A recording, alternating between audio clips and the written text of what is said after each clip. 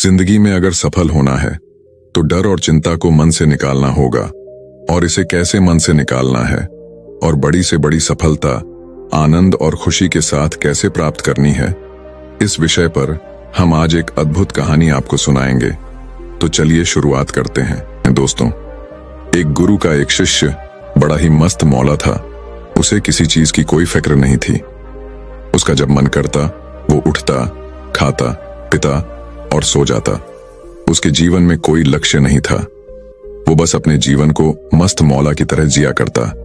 लेकिन वहीं पर उन गुरु के बाकी शिष्य अपने जीवन को गंभीरता से लेते थे। वो अपने जीवन में एक लक्ष्य निर्धारित करके आगे की ओर बढ़ रहे थे।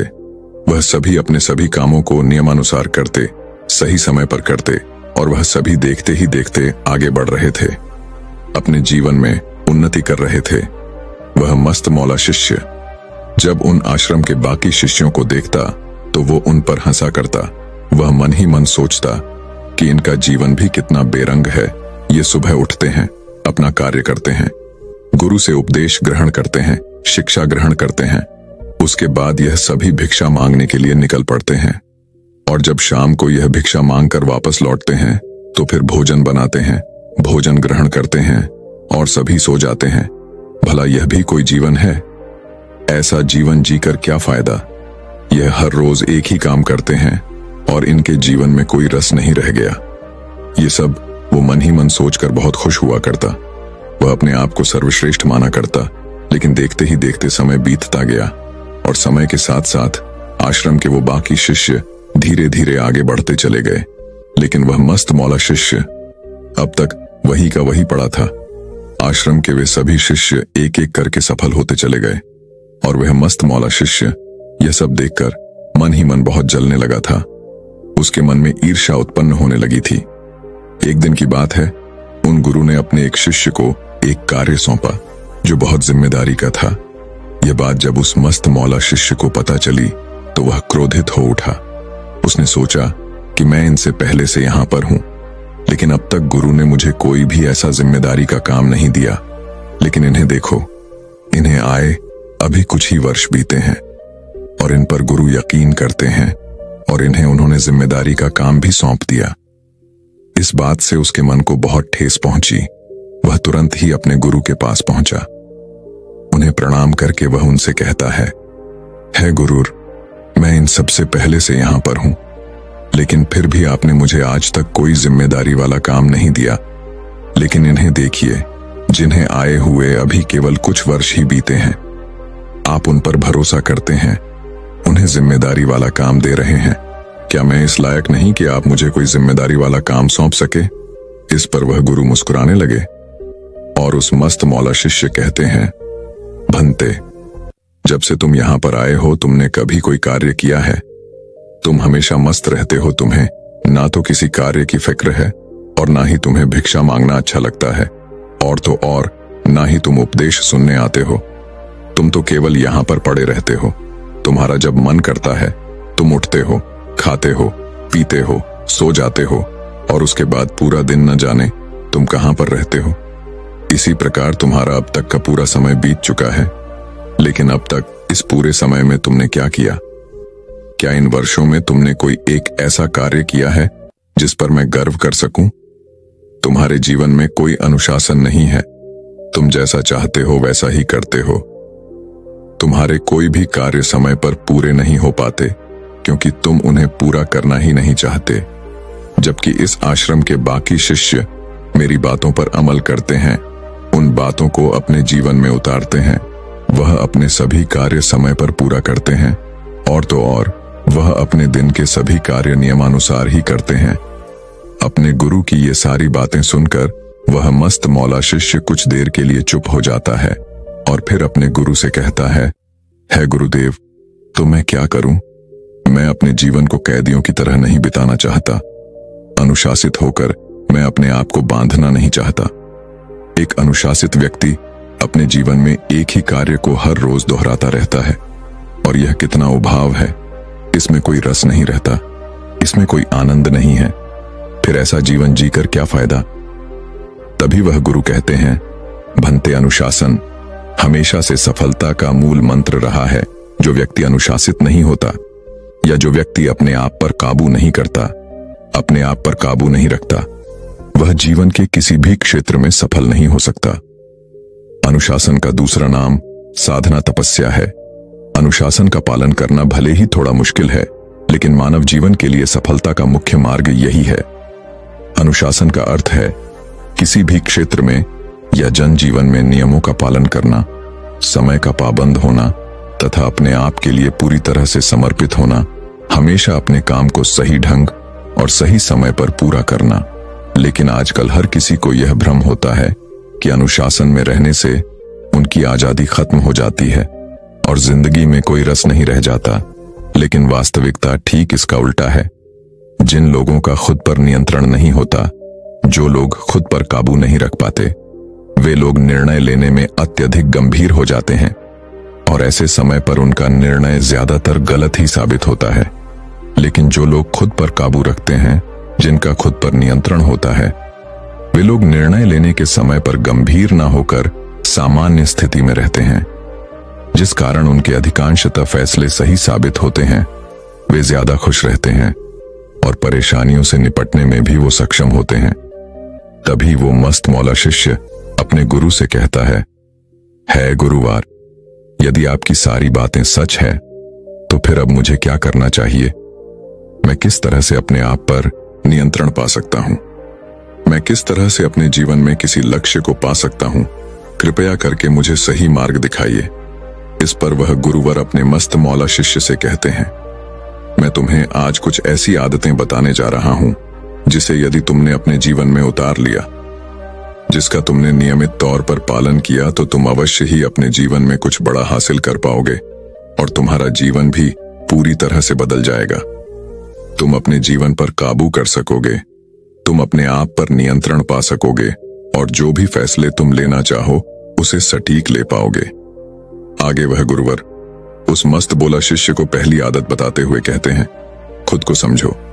अनुशासन में कैसे रहें? खुद को अनुशासित करने के लिए दूसरों को समझना होगा। आप दूसरों को उस वक्त तक नहीं समझ सकते जब तक कि आप खुद को ना समझ लें। जब हम खुद को समझ जाते हैं तो आप में दूसरों को समझने की शक्ति पैदा हो जाती है और फिर तुम दूसरों को भी समझ सकते हो। इसके लिए तुम्हें ध्यान करना आवश्यक है। तुम जितना ध्यान करोगे उतना तुम्हारा मन एकाग्र होगा और तुम ध्यान में उतरते चले जाओगे। फिर कुछ समय बाद तुम्हारा मन खाली होने लगेगा, जिस कारण तुम खुद को समझ पाओगे, अपने भीतर झांक पाओगे। इन सभी के अलावा तुम कुछ वक्त अपने साथ बिता सकते हो, योगा कर सकते हो, विचार कर सकते हो, अपने आप से बातें कर सकते हो। अपने आप के अंदर झांक कर देखो कि तुम्हारे अंदर क्या अच्छाइयां हैं और क्या बुराइयां हैं, तुम्हें क्या पसंद है और क्या नापसंद है। और जब तुम अपने बारे में अच्छी तरह जान जाओगे, तुम्हें पता चल जाएगा कि तुम्हारे अंदर क्या कमियां हैं, तो तुम उन कमियों को दूर करने का प्रयास कर सकते हो, उन पर काबू पा सकते हो और अपने आप को हर रोज बेहतर बना सकते हो। आगे वे गुरु उस मस्त मौला शिष्य से कहते हैं, स्वस्थ खाओ। खुद को अनुशासित करने का अर्थ केवल यह नहीं है कि तुम्हें काम करना है, बल्कि तुम्हें अच्छा खाना भी खाना है। तुम्हें खाने पीने पर ध्यान देना आवश्यक है। तुम्हें स्वस्थ खाना खाना चाहिए। जैसे जैसे दिन गुजरते जाते हैं, हमारे शरीर की ऊर्जा कम होती जाती है। इसके लिए हमें खाने का विशेष ध्यान देना चाहिए, अच्छी आदतें डालनी चाहिए। यदि तुम स्वस्थ खाना खाओगे, तभी तुम्हारे भीतर सही ऊर्जा उत्पन्न हो पाएगी और फिर तुम्हारे पास दिन भर ध्यान केंद्रित करने के लिए काफी ऊर्जा होगी, जिससे तुम लंबे समय तक अनुशासित रह पाओगे। आपने देखा होगा कि आपके आसपास ऐसे कई सारे लोग होंगे जिनका मोटापा दिन ब दिन बढ़ता जा रहा है और वह कई तरह की बीमारियों के शिकार भी हो चुके हैं और उन्हें डॉक्टरों ने मना भी किया होगा कि आपको ये सारी चीजें नहीं खानी है, लेकिन उसके बाद भी उनका खुद पर नियंत्रण नहीं रहता, क्योंकि वह उन चीजों के आदी हो चुके हैं, क्योंकि वे लोग केवल स्वाद के लिए भोजन करते हैं। इसलिए यदि तुम खुद अनुशासित होना चाहते हो तो सबसे पहले अपने खाने पर नियंत्रण रखो, जो बहुत जरूरी है, और केवल उन्हीं चीजों का सेवन करो जो तुम्हारे स्वास्थ्य के लिए अच्छे हों। और यदि आप कुछ समय के लिए उन चीजों को रोक भी देते हैं तो आप बड़ी आसानी से उन आदतों को फिर बना सकते हैं।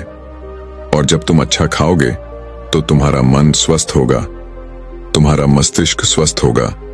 तुम्हारे मन और मस्तिष्क में स्वस्थ विचार उत्पन्न होंगे, अच्छे विचार उत्पन्न होंगे, अच्छी सोच होगी और तुम्हारा स्वास्थ्य भी अच्छा होगा। उसके बाद तुम सही तरीके से काम भी कर पाओगे। लेकिन यहां पर एक और चीज तुम्हें ध्यान देने की आवश्यकता है कि तुम्हें अपने भोजन को स्वस्थ खाना खिलाने के साथ साथ अपने दिमाग और अपने मन को भी स्वस्थ भोजन ही खिलाना है। जैसे कि हम आजकल कई सारी ऐसी चीजें देखते हैं जिसका हमारे शरीर पर, हमारे मन पर, हमारे मस्तिष्क पर बुरा असर पड़ता है, जिसका हमारे जीवन से कोई लेना देना नहीं होता। फिर भी हम उन चीजों को केवल मजे के लिए देखते हैं, तो उन चीजों का सेवन आज से बंद कर दें, क्योंकि वह चीजें आपको जीवन में कोई लाभ नहीं देने वाली। उससे अच्छा है कि आप अपनी आंखों को, अपने मन को, अपने मस्तिष्क को ऐसा आहार प्रदान करें जिससे कि आपका मन, मस्तिष्क सब स्वच्छ हो जाए, ऊर्जा से भरपूर हो जाए। जैसे यदि आपके जीवन में आपका कोई लक्ष्य है तो आप उस लक्ष्य से जुड़ी हर जानकारी इकट्ठा कर सकते हैं। उस लक्ष्य तक पहुंचने के लिए आपको किन किन चीजों की आवश्यकता है, किन जानकारों की आवश्यकता है, उन्हें एकत्रित करना सीखिए। अपने लक्ष्य पर नियमित तौर पर काम करना सीखिए। नए नए लोगों से मिलिए जो आपके लक्ष्य से जुड़े हुए हैं, उनसे जानकारी लीजिए, ना कि केवल मजे के लिए चीजें देखें, सुने और समझें। इससे आपका ध्यान भी खराब होगा और आपका समय भी नष्ट होगा और आपको कोई लाभ नहीं मिलेगा। इसलिए ना केवल अपने शरीर को स्वस्थ भोजन दें, बल्कि अपने मन, मस्तिष्क और आंखों को भी स्वस्थ भोजन ही कराएं। आगे वह गुरु उस मस्त मौला शिष्य से कहते हैं, नियमित रूप से व्यायाम करो। खाने के साथ साथ शरीर का अनुशासन भी बहुत जरूरी है। हमारा जो दिमाग है यह हमारे नियंत्रण में नहीं रहता, जो मर्जी जो चाहे सोचता रहता है, यहां वहां भागता रहता है, हमें भटकाता रहता है। एक विचार से दूसरे विचार, दूसरे से तीसरे, तीसरे से चौथे, और ऐसे ना जाने कितने ही विचारों में ये डूबा रहता है, जिन पर हमारा कोई नियंत्रण नहीं होता। लेकिन हमारा मन और हमारा मस्तिष्क हमारे शरीर से जुड़ा हुआ है। यदि हम चाहें तो इन पर नियंत्रण पा सकते हैं, और अपने शरीर पर नियंत्रण पाना हमारे हाथों में ही है। इसलिए नियमित रूप से व्यायाम करें, योग करें, ध्यान करें, जिससे हमारे शरीर के साथ साथ हमारे मन और मस्तिष्क पर भी हमारा नियंत्रण साधने लगेगा। उसके बाद जैसा आप चाहेंगे, आपका शरीर, आपका मन, आपका मस्तिष्क आपकी ही की तरह सोचेगा, आप ही के लिए काम करेगा, क्योंकि आपका उस पर पूरा नियंत्रण होगा।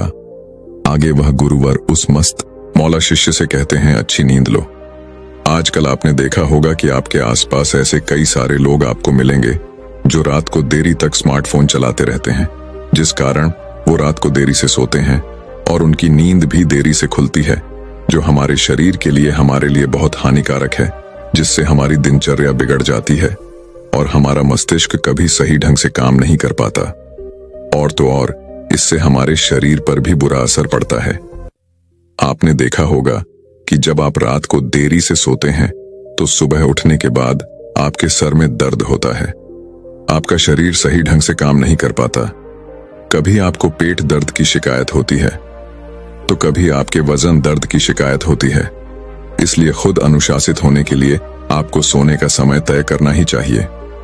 सही समय पर सोएं, सही समय पर उठें, ताकि आपको रात में नींद अच्छी आए और जब आप सुबह उठे तो आपका शरीर पूरी तरह से तैयार हो, आपका मन, आपका दिमाग केंद्रित हो और आप किसी भी काम को पूरी स्फूर्ति और पूरी चुस्ती के साथ कर सकें, अपने काम पर ध्यान केंद्रित कर सकें, अपने कामों पर मन लगा सकें।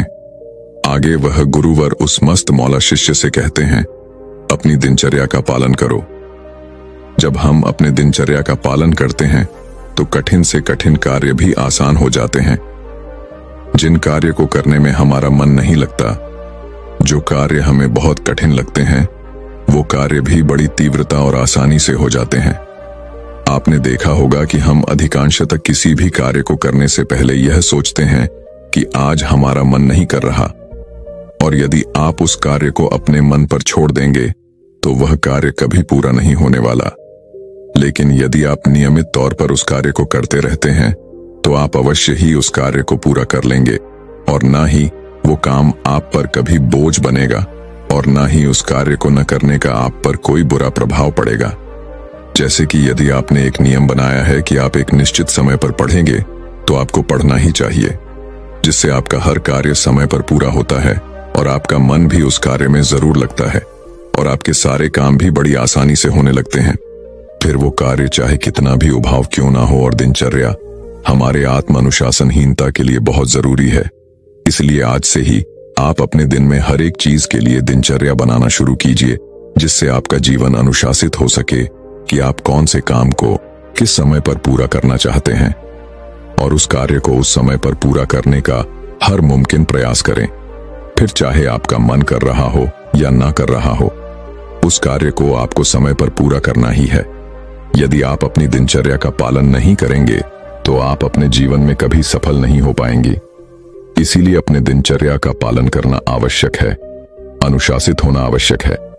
मान लीजिए कि आज आप में से कई सारे लोग इस वीडियो को देखने के बाद बहुत खुश हो जाते हैं और अपनी दिनचर्या बना भी लेते हैं, और एक दिन, 2 दिन या 3 दिन उस दिनचर्या का पालन करने के बाद वो अगले दिन से उसे छोड़ देते हैं, तो उनके जीवन में कोई बदलाव नहीं आने वाला।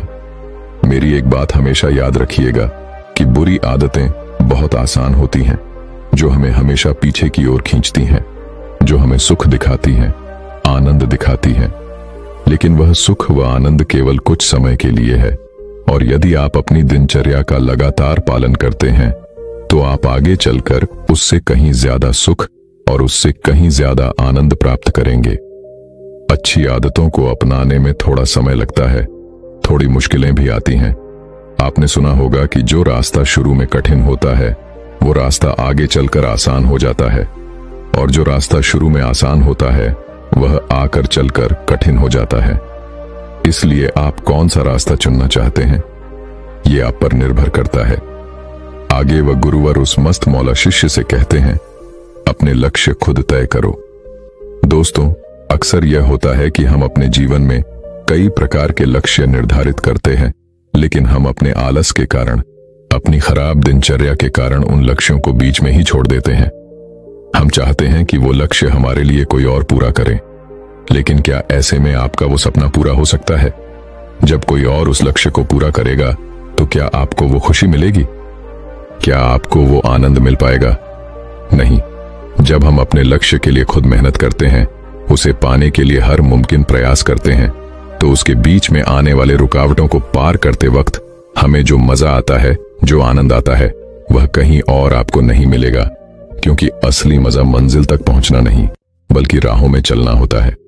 और जब भी आपको ये लगे कि आपकी मंजिल अभी बहुत दूर है, तो आप हमेशा खुद से 2 सवाल कीजिए। पहला, मैंने कल से आज अच्छा क्या किया है, और मैं अभी के अभी और अच्छा क्या कर सकता हूं।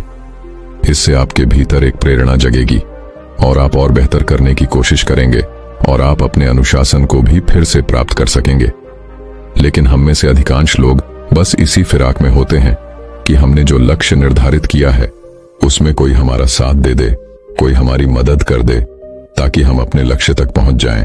लेकिन ऐसा करना बिल्कुल सही नहीं होता। आप दूसरों से जानकारी जरूर ले सकते हैं, दूसरों से मदद जरूर ले सकते हैं, लेकिन आपको अपने लक्ष्य की ओर खुद ही बढ़ना चाहिए। रास्ते में आने वाली सभी रुकावटों का सामना आपको खुद ही करना चाहिए। तभी आपको वह खुशी मिलेगी, तभी आप उस आनंद का अनुभव कर पाएंगे। आगे वह गुरुवर मस्त मौला शिष्य से कहते हैं, समय का प्रबंधन करो। आप लोगों ने देखा होगा कि हमारे पास दिन भर में कई सारे कार्य होते हैं, लेकिन हम उन सभी कार्य को पूरा नहीं कर पाते, क्योंकि हमने सही समय पर उस कार्य को पूरा ही नहीं किया, क्योंकि हम केवल एक ही कार्य में जुटे रहे और उसी कार्य को हमने अपना पूरा समय दे दिया। आप सारे कार्य तो पूरा करना चाहते थे, लेकिन आप सभी कार्य को पूरा नहीं कर पाए, और ऐसा इसलिए हुआ क्योंकि आपने समय का प्रबंधन नहीं किया है।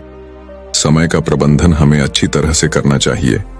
जैसे कि जो भी जरूरी काम है उसे सबसे पहले कीजिए, भले ही वो काम कितना भी मुश्किल क्यों ना हो, उस काम को सबसे पहले पूरा कीजिए। उसके बाद बाकी के जो आसान काम बचे हुए हैं आप उन्हें पूरा कर सकते हैं, या फिर आप चाहें तो उसे अपने निचले अधिकारी को भी दे सकते हैं, क्योंकि वह काम सरल है और वह उसे आसानी से कर भी पाएगा, जिससे आपका समय भी बचेगा और आप कठिन से कठिन कार्य को समय पर पूरा भी कर पाएंगे। और यदि आप किसी कार्यालय में नहीं जाते तब भी आपको यही नीति अपनानी आनी चाहिए। आप सबसे पहले अपने मुश्किल कार्य को पूरा कीजिए। जब आप उस कार्य को पूरा करेंगे तो आपका आत्मविश्वास भी बढ़ेगा और आप बाकी सारे कार्य में भी मन लगा पाएंगे और आप उन चीजों को भी बड़ी तीव्रता और सरलता से पूर्ण कर पाएंगे। और बाकी के जो आसान और छोटे कार्य हैं, आप उन्हें बाद में पूरा कर सकते हैं, जिससे आप अपने दिन भर के पूरे कार्य को संपूर्ण तरीके से पूरा भी कर सकेंगे। आगे वह गुरुवर उस मस्त मौला शिष्य से कहते हैं, ध्यान भटकने से बचाओ। हमारा वातावरण प्रेरणा से बहुत मजबूत होता है, इसलिए अपने वातावरण को अनुशासन के हिसाब से अनुकूलित बना लीजिए। अपनी आंखों के सामने से वह हर चीज हटा दीजिए जिससे आपका ध्यान भटकता हो और आप अपने काम पर मन न लगा पाते हो। जहां भी आप काम करते हो वहां पर कम से कम चीजें रखिए जिससे आपका ध्यान ना भटक पाए। जैसे कि आपके हाथ में रखा हुआ ये फोन, जब आप काम कर रहे हो तो उस वक्त इसे अपने आप से दूर रखिए, क्योंकि आजकल सोशल मीडिया पर हर कोई ऑनलाइन रहता है और ऐसे में हर कोई आपको परेशान करने का हर मुमकिन प्रयास करता ही रहता है। जैसे कि यदि आप काम कर रहे हो और उसी समय व्हाट्सएप पर अगर कोई मैसेज आ जाए तो आप उसका रिप्लाई देने से पीछे नहीं हटने वाले, आप तुरंत ही उस फोन को उठाएंगे और रिप्लाई देना शुरू कर देंगे, जिससे आपका ध्यान भी भंग होगा और आपका काम भी पूरा नहीं हो पाएगा। इसलिए जब तक आप काम कर रहे हो तब तक इसे अपने आप से दूर रखें। और यदि आप यह नहीं कर सकते तो कम से कम इतना कीजिए कि सुबह सुबह जब आप अपना काम शुरू करते हैं तो उस वक्त अपने सामने कम से कम ऐसी चीजें रखें जो आपका ध्यान भटका सकती हो, जिससे आपका मन उस कार्य में लगेगा और धीरे धीरे आपको दिन की एक अच्छी शुरुआत मिल पाएगी। आप अपने काम में अपना मन लगा पाएंगे, उस समय पर पूरा कर पाएंगे और उससे मिलने वाली खुशी आप महसूस कर पाएंगे। आगे वह गुरुवर अपने उस मस्त मौला शिष्य से कहते हैं, अपनी योजनाओं को समाप्त करो। आप अपनी जिंदगी में कुछ भी हासिल करना चाहते हो, उसके लिए सबसे जरूरी है कि आप अपनी योजनाओं को समाप्त करो और उस पर काम करके उसे पूरी तरह से पूर्ण करो। जब आप एक सही तरीके से काम करते हैं तो धीरे धीरे अंत तक आप दूसरों से बेहतर हो जाते हैं और आप अपने कामों को पूरा करने में सक्षम भी हो जाते हैं। इसलिए अपनी योजनाओं पर ध्यान दें, उन्हें पूरा करने का हर मुमकिन प्रयास करें, क्योंकि यदि आप अपने जीवन में कुछ बड़ा हासिल करना चाहते हैं तो आपको अपनी योजनाओं पर तो ध्यान देना ही होगा और उन्हें पूरा करना ही होगा। इतना कहकर वह गुरु शांत हो गए।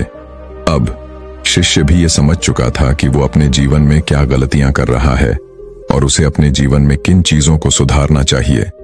उसने तुरंत ही अपने गुरु को प्रणाम किया और वहां से वह वापस आश्रम की ओर लौट गया।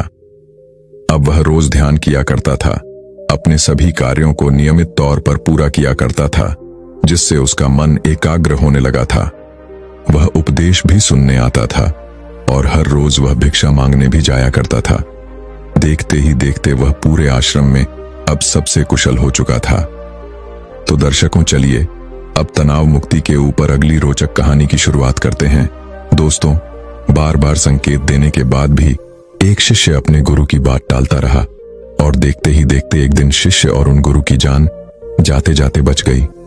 शिष्य ने गुरु से कहा, हे गुरु, यह मेरी गलती है और मेरी ही गलती के कारण यह सब हो रहा है। आप मुझे सजा दीजिए और मुझे यह भी समझाइए कि आखिर हम कामों को क्यों टालते हैं। गुरु ने कहा, नहीं, इस बार मैं तुम्हें कुछ नहीं समझाऊंगा, बल्कि इस बार तुम खुद ही अपने मन के भीतर झांको, खुद को जानो और मुझे भी उपदेश दो कि आखिर कोई भी व्यक्ति अपने जीवन के जरूरी काम को क्यों टालता है। यह कहानी है एक गुरु और दो शिष्यों की। गुरु और शिष्य पहाड़ की तलहटियों में एक छोटी सी कुटिया में रहा करते थे। एक दिन उन गुरु ने अपने दोनों शिष्यों को अपने पास बुलाया और उनसे कहने लगे, देखो, हमारे पास जो चावल है वह बहुत जल्द खत्म होने वाले हैं और बहुत ही जल्द वर्षा का मौसम भी आने वाला है। इसलिए मैं चाहता हूं कि तुम दोनों कल ही गांव के लिए निकल पड़ो और वहां से चावल खरीद कर लाओ। दोनों शिष्यों ने गुरु की बात मान ली और वे दोनों अगली सुबह सूरज की पहली किरण के साथ ही गांव की ओर निकल पड़े, लेकिन केवल कुछ ही समय के बाद वे दोनों शिष्य वापस आश्रम लौट आए। आज शाम आने के बाद उन गुरु ने अपने उन दोनों शिष्यों से कहा, क्या बात है, तुम दोनों इतनी जल्दी कैसे लौट आए? क्या तुमने चावल लाया? इस पर उन दोनों शिष्यों ने ना में सर हिलाते हुए कहा, नहीं। तभी वह गुरुवर उन दोनों शिष्यों से कहते हैं, आखिर तुम दोनों खाली हाथ क्यों लौट आए? तभी उन दोनों में से एक शिष्य कहता है, हे गुरु, गांव की ओर जाने के लिए जो नदी हमें पार करनी पड़ती है, जिस पर जो पुल बनाया गया है, वह लकड़ी का पुल पूरी तरह से जल चुका है। यदि हम उस पर चलकर जाएंगे तो इससे बहुत खतरा हो सकता है, हमारी जान भी जा सकती है। तभी वह गुरु उन दोनों शिष्यों से कहते हैं, तो क्या तुम किसी और रास्ते से गांव की ओर नहीं जा सकते थे?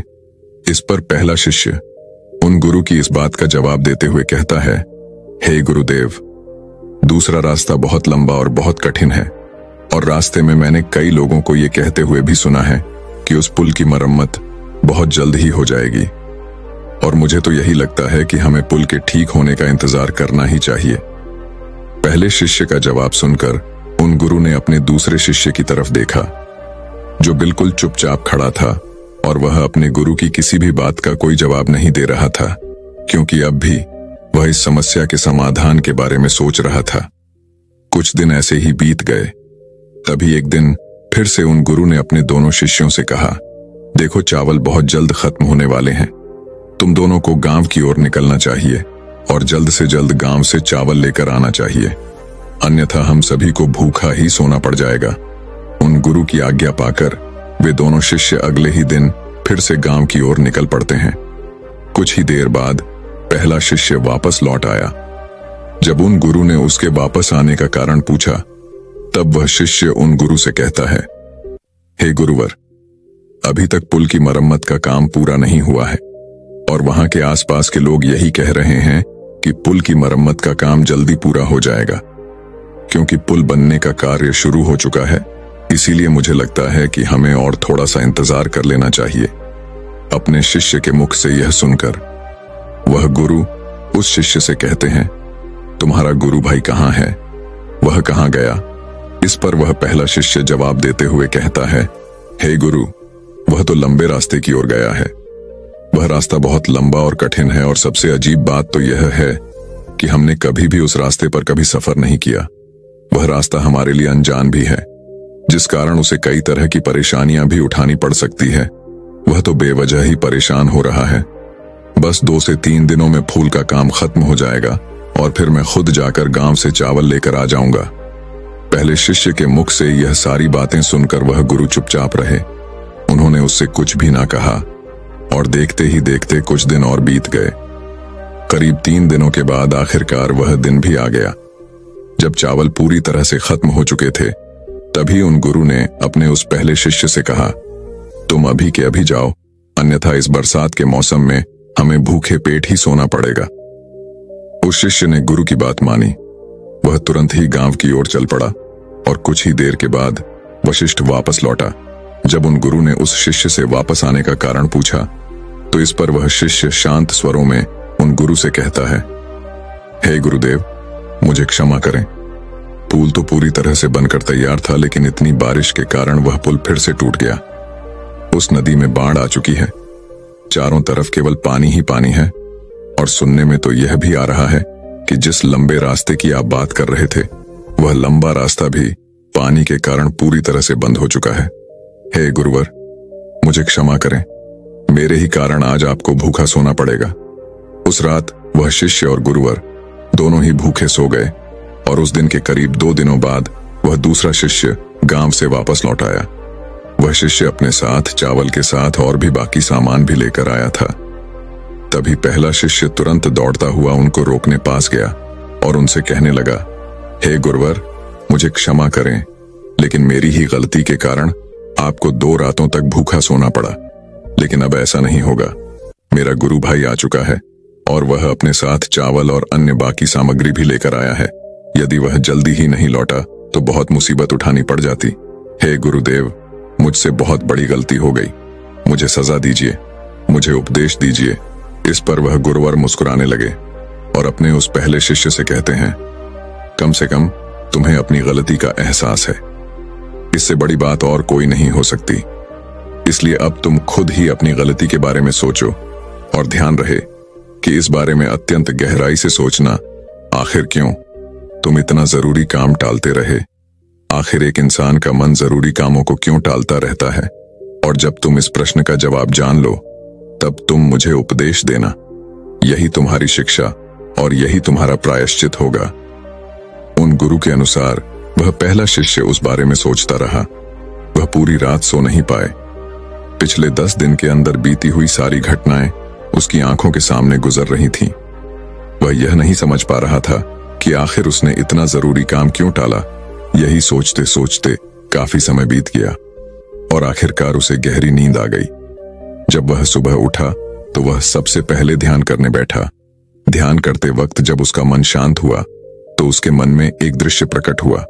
उस शिष्य ने देखा जीवन शक्ति अर्थात उसके गुरु, जो उसे बार बार यह संकेत दे रहे थे कि उठो, आगे बढ़ो, इस कार्य को पूरा करो।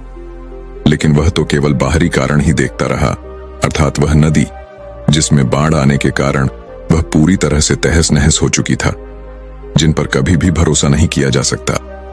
वह तो झूठी उम्मीद लगाए बैठा था कि यह पुल जब तैयार हो जाएगा तब वह गांव जाकर चावल ले आएगा, और चावल अर्थात वह समय जो दिन ब दिन घटता जा रहा था। और आखिर में उसे यह दिखाई दिया कि मैं ही वह इंसान हूं जो अपने मन के वश में आकर इन जरूरी कार्य को टालता रहा। वह तुरंत ही ध्यान से उठा और उसने सारी बातें जाकर अपने गुरु को बताईं। इस पर वह गुरु मुस्कुराने लगे और उन्होंने अपने उस शिष्य से कहा, यह तो बहुत अच्छी बात है, तुमने सूक्ष्म दृष्टि से इस ज्ञान को आयोजित किया है। शिष्य एक बार फिर से बैठकर यह सोचने लगा कि चावल लाना अत्यधिक जरूरी काम था, फिर भी मैं उस कार्य को क्यों टालता रहा। वह शिष्य एक बार फिर से ध्यान करने बैठ गया और तब उसने यह महसूस किया कि हमारा बुलबुलापन ही हमारी बुद्धि के विपरीत काम करता है और शांति में ही उत्तर प्रकट होते हैं। अर्थात जब भी हम किसी कार्य को करना चाहते हैं तो उससे पहले हम बाहरी कारण को देखते हैं, क्योंकि हमारा मन बहुत आलसी है और उसे आराम चाहिए, जिस कारण वह तरह तरह की तरकीबें खोजता है, तरह तरह के बहाने खोजता है ताकि हमें वह कार्य ना करने पड़े, और इसी कारण वह तरह तरह के उत्तर भी प्रकट करता है। लेकिन जब हम शांति से एक जगह बैठ जाते हैं और उस समस्या पर विचार करते हैं तो हमें उसका उत्तर जरूर मिलता है। वह कुछ देर और इसी तरह से ध्यान में बैठा रहा। तभी उसके भीतर एक आवाज आई कि मन कठिन काम को इसलिए टालता है क्योंकि उसे अंदर ही अंदर यह लगता है कि वह इस कार्य को नहीं कर सकता। यह कार्य करके उसे कोई लाभ नहीं होने वाला, जिस कारण वह हमारे भीतर तरह तरह की तरकीबें और तरह तरह के बहाने पैदा करता है और हम उस कार्य से बचना चाहते हैं। इसी कारण हम उस कार्य को टालने लगते हैं। तभी उस शिष्य ने एक और बात का अनुभव किया। वह मन ही मन यह सोच रहा था कि जिस लंबे रास्ते की बात गुरुवर कर रहे हैं वह रास्ता तो बहुत कठिन और लंबा है। उस रास्ते पर मैं नहीं चल पाऊंगा, क्योंकि मैं मेहनत करने से बचना चाहता था। मैं उतने लंबे रास्ते से गांव जाने के लिए बचना चाहता था। कुछ देर और शांत रहने के बाद शिष्य अपने आप ही अपने मन से ही कहता है, शायद उस रास्ते पर उस जंगल से भी मुझे डर लग रहा था जहां पर चोर और जंगली जानवर रहते हैं। इसी कारण मेरा मन कम जोखिम वाले रास्ते को अपनाना चाहता था, अर्थात वह पुल, और इसी कारण मैं उस पुल के बनने का इंतजार भी कर रहा था। तभी उसे इस बात का एहसास हुआ कि काम टालने के पीछे जो डर होता है वह हमारे अंतर मन में ही छिपा होता है।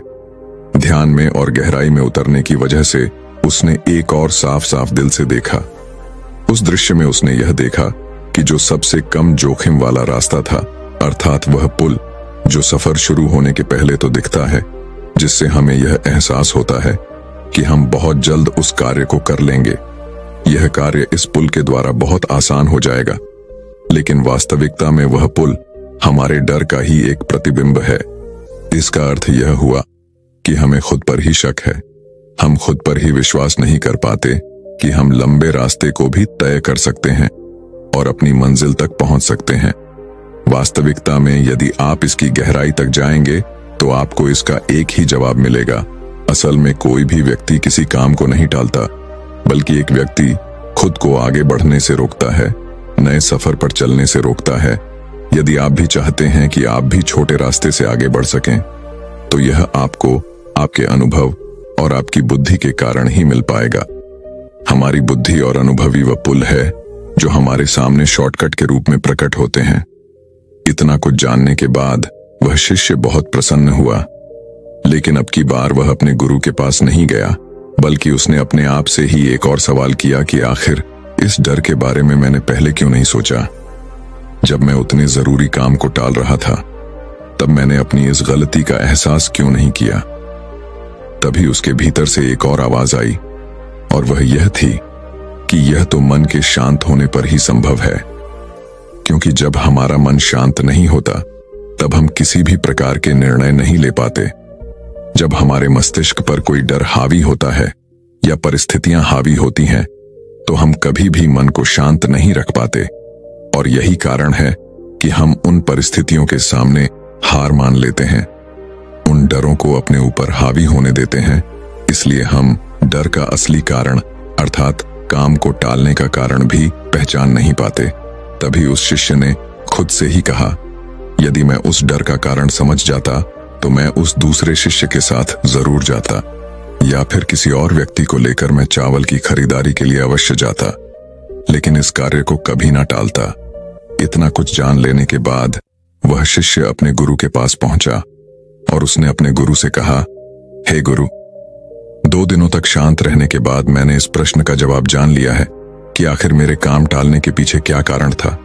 इस पर वह गुरु कहते हैं, उस शिष्य से कहते हैं, तो तुमने क्या जाना। इस पर मनुष्य कहता है, हम मनुष्य के भीतर किसी भी काम को करने से पहले मन के भीतर एक डर होता है, और उसी डर के कारण हम किसी भी कार्य को टालते हैं, और इसी कारण हम किसी भी कार्य को करने से बचना चाहते हैं। लेकिन अगर हमें अपने काम को करना है, तो हमें शांत रहकर अपने मन से इस डर को निकालना होगा। तभी हम उस कार्य को आसानी से कर सकेंगे। तभी हमारे अंदर वह क्षमता और वह शक्ति भी जागृत होगी, जिससे हम बड़ी से बड़ी मंजिल भी प्राप्त कर सकते हैं। इस पर वह गुरु मुस्कुराने लगे और उस शिष्य से कहते हैं, अच्छा तो ठीक है, अब मुझे यह बताओ कि काम टालने की इस आदत से हमें मुक्ति कैसे मिलेगी। गुरु का यह प्रश्न सुनकर वह शिष्य वहीं पर शांत बैठ गया, और कुछ देर शांत रहने के बाद उसने गुरु के इस प्रश्न का जवाब देते हुए कहा, हे गुरुवर, डर का असली कारण अहंकार है, और जब तक अहंकार है तब तक एक इंसान सीमित अवस्था में ही सो सकता है, और तब तक इसे किसी न किसी प्रकार का डर बना ही रहेगा, और इसी कारण कोई भी व्यक्ति अपने आप को खुद ही आगे बढ़ने से रोकता रहेगा। किंतु जितना हमारा मन शांत होता जाएगा, उतना ही हम अपने शास्त्रों के प्रति सचेत होते जाएंगे, और उतनी ही आसानी से हम अपने ऊपर हावी हुए उस डर को भी देख पाएंगे, और उतनी ही आसानी से हम उस काम को टालने से बच भी पाएंगे। अपने शिष्य के मुख से यह जवाब सुनकर वह गुरु मुस्कुराने लगे। उनके चेहरे पर एक हल्की सी मुस्कान आ गई। उसके बाद वह वहां से चले गए। वह शिष्य भी इस बात से पूरी तरह से संतुष्ट था। वह अपने जवाब से पूरी तरह से संतुष्ट था।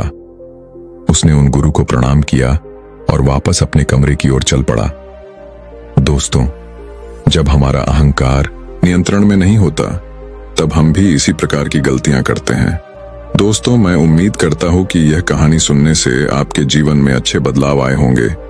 आपको इस वीडियो से क्या सीखने मिला, ये कमेंट करके जरूर बताएं, और अपने परिवार, दोस्तों या आपके करीबी इंसान के साथ ये कहानी शेयर करके उन्हें भी इस ज्ञान से परिचित करवाएं।